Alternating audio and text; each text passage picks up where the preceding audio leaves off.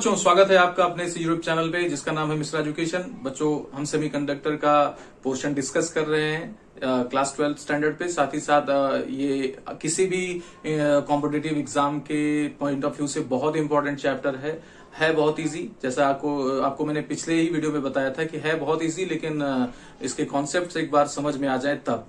तो पिछले वीडियोस में हमने पिछले एक ही वीडियो इसका अपलोड हुआ है, तो पिछले वीडियो में हमने बात किया है up to the energy band. Energy band क्या होता है, कैसे फॉर्म होता है। आज हम देखेंगे कि एनर्जी बैंड के अकॉर्डिंग क्लासिफिकेशन ऑफ मटेरियल किस प्रकार किया जाता है। देखो बेटा, मटेरियल्स का डिवीजन दो तरीके से की जाती है अकॉर्डिंग टू कंडक्टिविटी। हम बात करेंगे इलेक्ट्रिसिटी के, मतलब कोई मटेरियल इलेक्ट्रिसिटी को फ्लो करा सकता है या नहीं करा सकता।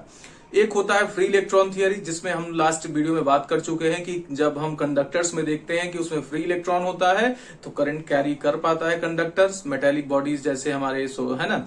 वहीं अगर हम बात करें इंसुलेटर्स में तो इसमें फ्री इलेक्ट्रॉन नहीं होते, ये करंट को कैरी नहीं करता, और इंसुलेटर पे लो टेम्परेचर पे नहीं होते, और जब हम टेम्परेचर बढ़ाते हैं तो फ्री इलेक्ट्रॉन आपको किसी स्पेसिमैन में दिखने को मिलते हैं। साथ ही साथ होल का आपको कॉन्सेप्ट देखना पड़ेगा। तो होल चूंकि अभी हम लोग इंट्रोड्यूस नहीं किए, इसलिए मैं आपको अभी उस पर बात नहीं ले जाना चाह रहा हूं। अब प्रीवियस वीडियो में बच्चों हम ये जान चुके हैं कि हमारा जो बैंड होता है वो कैसे फॉर्म हुआ। अब हम लोग बैंड के टाइप समझेंगे।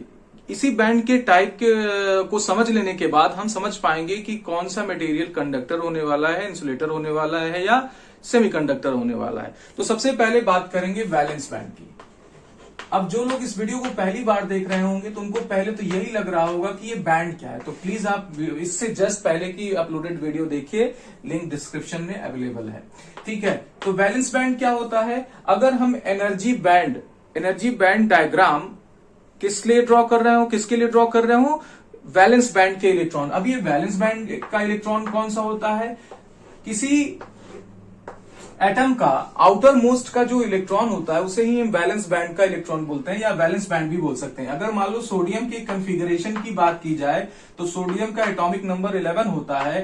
तो पहले ऑर्बिट में 8 इलेक्ट्रॉन, दूसरे ऑर्बिट में 8 electron, and in the last one we see the 1 electron. तो ये जो आपका 1 इलेक्ट्रॉन लास्ट मोस्ट है, इसे कह सकते हैं कि ये वैलेंस इलेक्ट्रॉन है या वैलेंस बैंड में है। अगर हम इस इलेक्ट्रॉन की एनर्जी लेवल ड्रॉ करें तो हम सिंपली कह सकते हैं the energy band corresponding to the energy band corresponding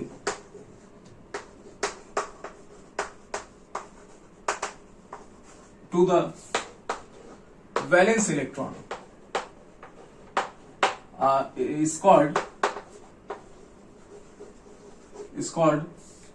valence band। क्या बोलेंगे बच्चों, वैलेंस बैंड। हम लोग जल्दीबाजी में कम समय लेने के लिए वीवी से रिप्रेजेंट करेंगे, यानी डायग्राम में वीवी वैलेंस बैंड को रिप्रेजेंट करेगा। Now the second band is conduction band. Conduction band is what बेटा, अगर आप देखेंगे जब हम किसी मेटल को देख रहे हो तो मेटल के इलेक्ट्रॉन्स क्या होते हैं, फ्री होते हैं। फ्री एक्चुअली नहीं होके वो अपने बाउंड स्टेट में ही होते हैं, बट उनका बाउंड स्टेट जो होता है, मतलब उनका जो इलेक्ट्रॉनिक कॉन्फ़िगरेशन के अकॉर्डिंग एटॉमिक सेल नंबर होता है उसी में रहते हैं, लेकिन वो अपने एटम के साथ लूजली बाउंड होते हैं। अगर हम फिर से एग्जांपल सोडियम का लें, क्योंकि है ना हमें बहुत आसानी से ये बातें समझ में आती है, सोडियम के लिए याद रहता है सबको।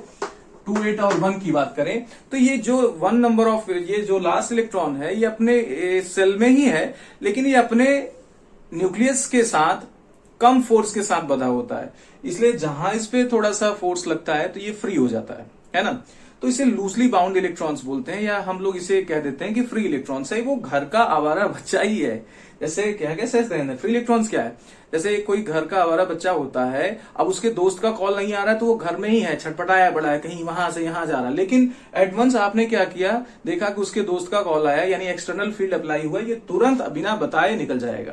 क्यों, क्योंकि उसका पेरेंट से या उसके गार्जियन से उसका बाउंडेशन कम है ना। तो यहां पे भी वही है कि फ्री इलेक्ट्रॉन क्या होता है, अपने स्टेट में ही है, लेकिन जैसे ही एक्सटर्नल फील्ड लगता है ये स्केप कर जाता है। ठीक है, तो यहां पे अगर हम बात करें ऐसे इलेक्ट्रॉन जो फ्री हैं, फ्री इलेक्ट्रॉन जो करंट कैरी कर रहे हैं, तो करंट कैरी करते हुए उनकी एनर्जी जो भी हो, सपोज कुछ है, उसके करस्पॉन्डिंग अगर हम क्या करें, एनर्जी बैंड ड्रॉ करें, तो हमें क्या मिलेगा, कंडक्शन बैंड। यानी अगर हम एनर्जी बैंड ड्रॉ करें करस्पॉन्डिंग टू कंडक्शन इलेक्ट्रॉन, किसके, कंडक्शन इलेक्ट्रॉन, जहां पे बैलेंस, हम यही इसी डेफिनेशन को मॉडिफाई कर देंगे, तो यहां पे कंडक्शन इलेक्ट्रॉन कर देंगे, देन एनर्जी बैंड क्या हो जाएगा आपका, कंडक्शन बैंड, और कंडक्शन बैंड को हम सीबी से रिप्रेजेंट कर देंगे। हाँ, तो आप इस डेफिनेशन को मॉडिफाई कर लीजिए, यहां बैलेंस बैंड के बजाय कंडक्शन बैंड कर लीजिए, तो ये क्या हो जाएगा, डेफिनेशन कंडक्शन बैंड का हो जाएगा। ओके बच्चों, और इसे हम सीबी से रिप्रेजेंट करेंगे। तो इस तरीके से हमने जाना कि क्या होता है, बैलेंस बैंड होता है और कंडक्शन बैंड होता है। अब बात करते हैं एक और बैंड के बारे में, बहुत इंपॉर्टेंट है, इसी से डिसाइड होगा कि मटेरियल कैसा होगा, जिसे हम फॉरबिडन बोलते हैं, forbidden, forbidden energy gap.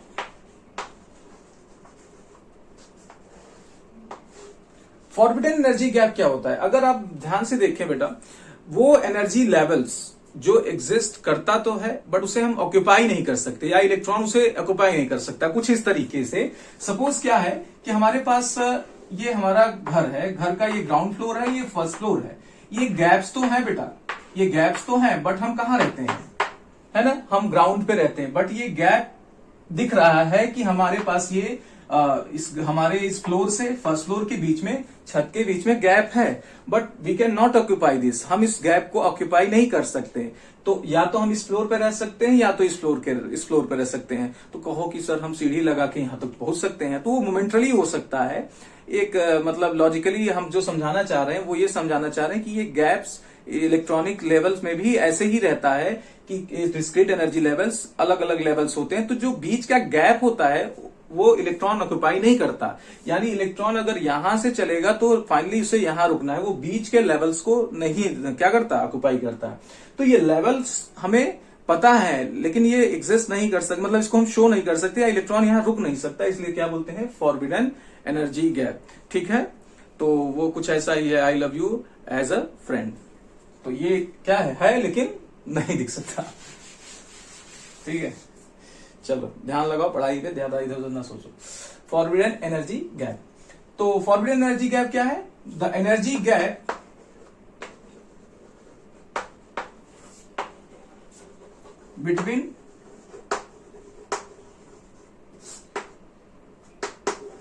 Between the balance band, या ऊपर कंडक्शन बैंड है तो conduction band and balance band is called forbidden energy gap.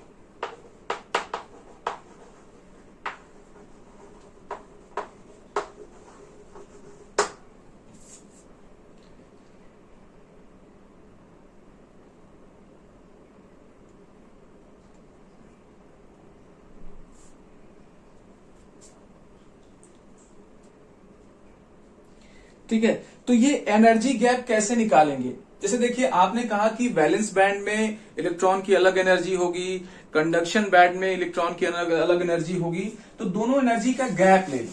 क्या ले लें, गैप ले लें। जैसे मान लो ये आपका वैलेंस बैंड है, ये वैलेंस बैंड है, और ये क्या है, कंडक्शन बैंड। ओके, तो इसके बीच का जो ये गैप है, इसको हम लोग ईजी से रिप्रेजेंट करते हैं, कुछ बुक राइटर डेल्टा ईजी से रिप्रेजेंट करते हैं। तो ये डेल्टा ईजी क्या हो जाएगा, कंडक्शन बैंड की एनर्जी को अगर वैलेंस बैंड की एनर्जी से माइनस कर दिया जाए, तो जो गैप होगा वही एग्जैक्टली हो जाएगा फॉरबिडन एनर्जी गैप। ठीक है, तो ऐसे लिखेंगे ई सी बी, मतलब energy of conduction band minus energy of valence band.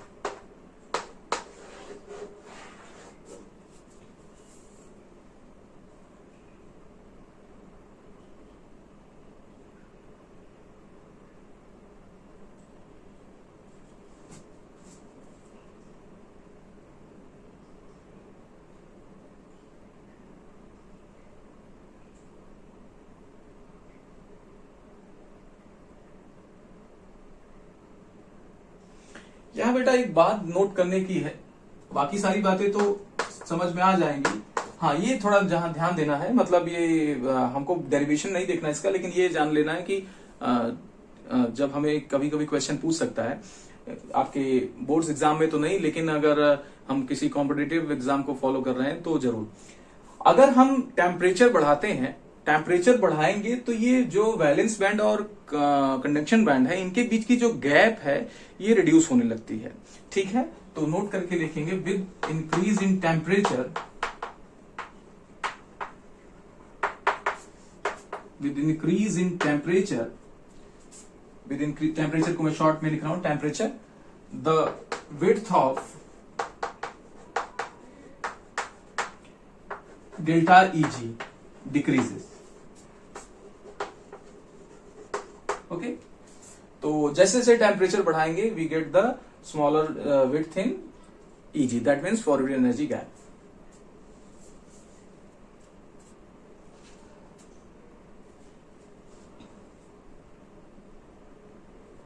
Okay, now we will classify the materials on the basis of energy gap. Okay, first of all, conductors.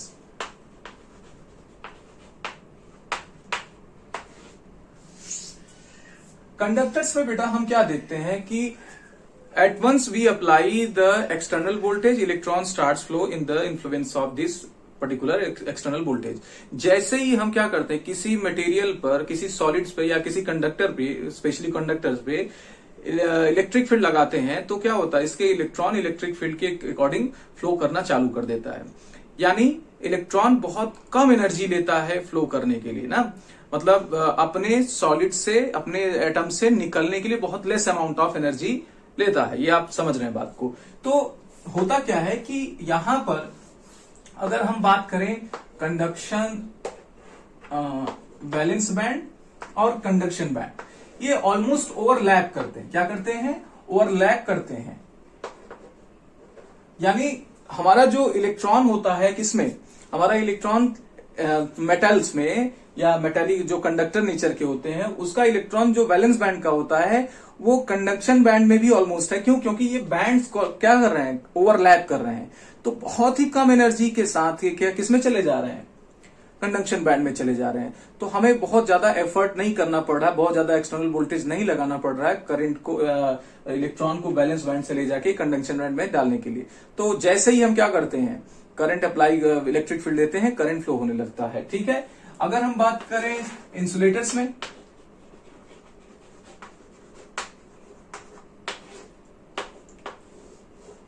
ये आप अलग अलग राइटर्स के अलग अलग देखेंगे वैल्यूज।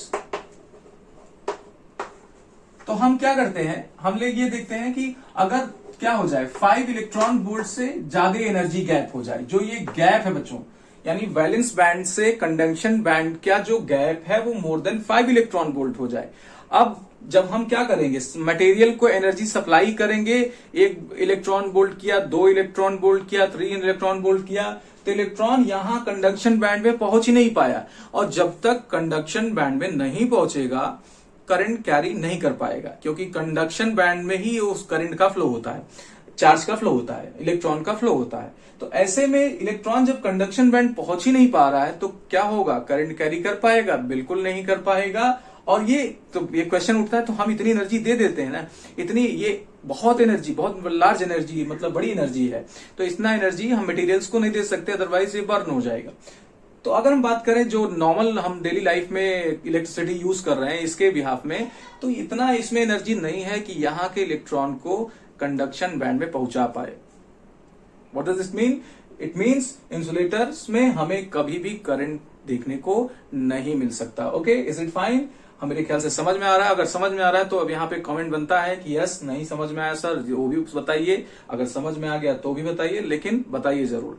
ठीक है, और साथ ही साथ अगर मेरा एक्सप्लेनेशन समझ में आ रहा है आपको, तो प्लीज अपने फ्रेंड्स को भी बताइए कि यहाँ पर सेमीकंडक्टर की अच्छी क्लास चल रही है, क्योंकि हम देख रहे हैं कि सेमीकंडक्टर लोग ऐसे ही उड़ा देते हैं कॉन्सेप्ट बिना अच्छे से समझाए। ठीक है, तो ये आपको समझ में आ गया। द नेक्स्ट इज हमारे जो काम का है, जो हमें इस बार देखना है, हमें वो है सेमीकंडक्टर।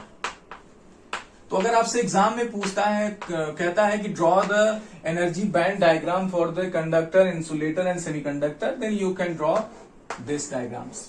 चलिए बात करते हैं, अगर हम सेमीकंडक्टर में, ये आपका कंडक्शन बैंड हो गया, ये आपका वैलेंस बैंड हो गया।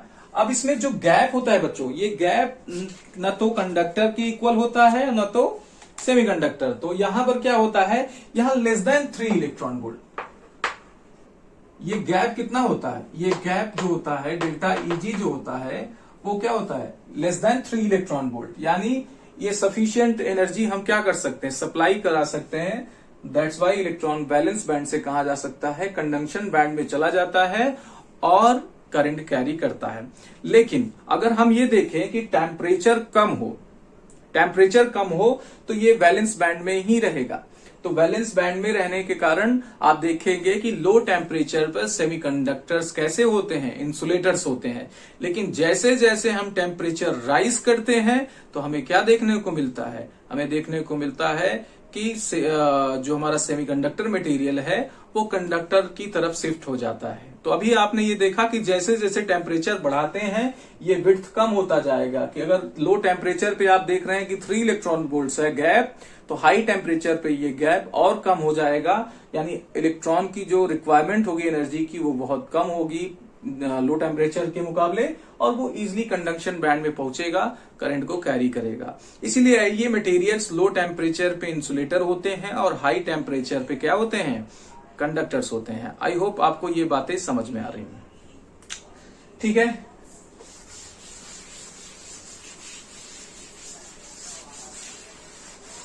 ओके, इस वीडियो में इतना ही, मिलते हैं नेक्स्ट वीडियो में। अगले वीडियो में हम जानेंगे types of semiconductor. Types of semiconductor के बाद हम लोग इंट्रिंसिक एक्सट्रिंसिक मतलब टाइप्स देखेंगे, फिर एक्सट्रिंसिक के टाइप्स P और N देखेंगे। ये हमारे अगले वीडियो का कंटेंट आने वाला है। तब तक के अगर हमारा वीडियो पसंद आया है तो वीडियो को लाइक करें, चैनल को सब्सक्राइब करें, शेयर करना ना भूलें, क्योंकि ये केवल आपकी शेयरिंग पर ही आधारित है। जितना ज्यादा आप शेयर करेंगे उतना ज्यादा हमें कॉन्फिडेंस आएगा। मिलते हैं नेक्स्ट वीडियो में। Thank you very much.